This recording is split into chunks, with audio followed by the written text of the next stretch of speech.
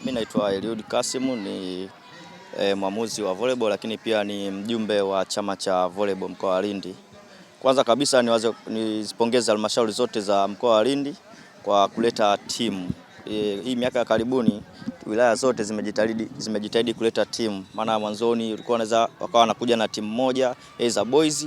Sana nilikuwa boys, girls kupata timu ya girls ilikuwa ni changamoto sana. Kwa maana yake kama wilaya zote zinakuja na timu mbili kwa maana ya boys na girls, maana yake mchezo kidogo umeanza kufanyaje kuitikiwa na wachezaji na wadau pia wa volleyball.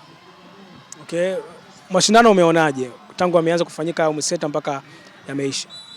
Mashindano mazuri kiukweli, watoto wana nia ya kucheza na vipaji vipo.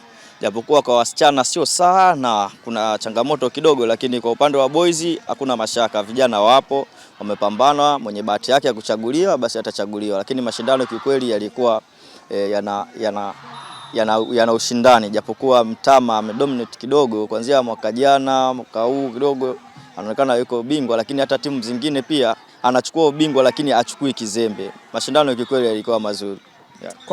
Kwa nadhani kuwepo kwa haya mashindano na namna ambavyo watu wamekuwa wakifuatilia volleyball, kwa wewe unaona kuna changamoto yote, kwa sababu ni mjumbe, unaona kuna changamoto yote ambao wanaipitia watoto katika kujifunza mchezo huu wa volleyball? Ya, changamoto zipo kubwa sana. Kwanza kabisa ni kuwapata walimu ambao wanawafundisha volleyball.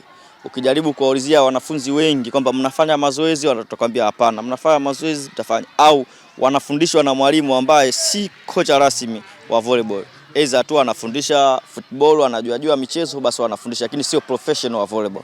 Lakini pia kingine ni miundombinu.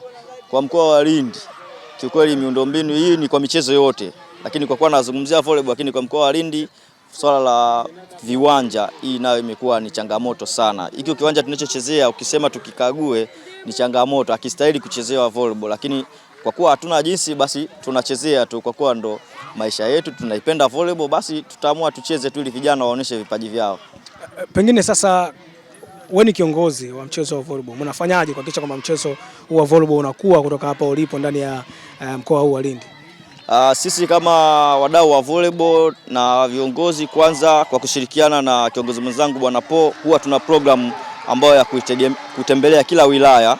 Tunaandaa siku 2 au 3 za kufanya mazoezi pamoja na wadau wote na wanafunzi wote wa volleyball, ili kusudi na wao wajione wapo sehemu ya mchezo, ili kusudi wasisahau mchezo wa volleyball.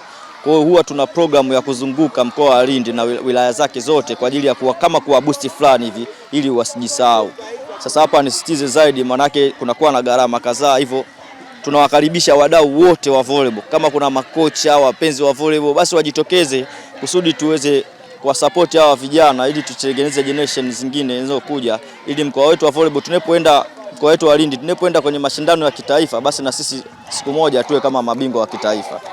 Mwisho kabisa, unawaambiaje sasa wadau wengine ambao ukiachana tu na mashindano haya ili kuhakikisha mchezo wa volleyball unachezwa kama michezo mingine, kipi ambacho unawaambia wadau wakifanye nini? Wadau wanaweza wakaja wakadhamini, maana haya ni mashindano kama mashindano mengine, serikali inatia hela yake, lakini pia wao wanaweza wakaja wakadhamini. Kwa mfano labda jezi, kwa mfano tumeona Nyangao Hospitali, ni wapongezi wamewadhamini upande wa jezi wa halmashauri ya Mtama. Kwa hata wafanyabiashara wengine wakubwa wanaweza wakaja kwenye volleyball wakadhamini, wanaweza kaenda kwenye handball, football na michezo mingine yote, ili mradi wa watoto wao wanapata vifaa vya kufanyia michezo husika, hususan katika mkoa wetu wa Lindi.